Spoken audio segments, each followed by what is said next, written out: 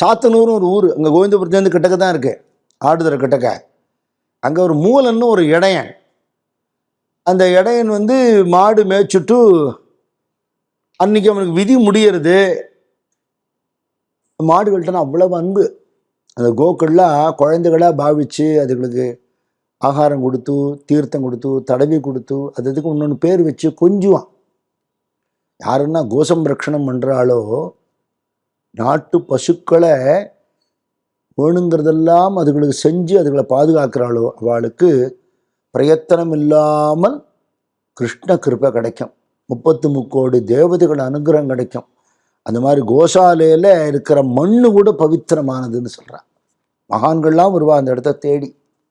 பெரிய புராணத்தில் நிறைய இடங்களில் கோசம்ரக்ஷணம் சண்டிகேஸ்வர நாயனார் சரித்திரத்தில் இருக்குது, ஆனாய நாயனார் சரித்திரத்தில் இருக்குது, திருமூலர் சரித்திரத்தில் இருக்குது.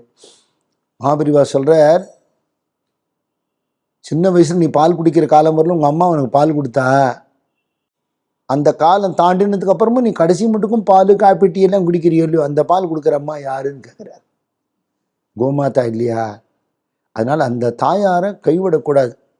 அம்மாவுக்கு வயசாகிடுத்து, இனிமேல் சமைச்சு போட முடியாதுங்கனால அம்மாவை கை விட்டுடுவான்னு கேட்குறார் பெரியவா. இன்னைக்கு கை விட்டுட்ட காலத்தில் நம்ம இருந்துட்டு பேசணும். அது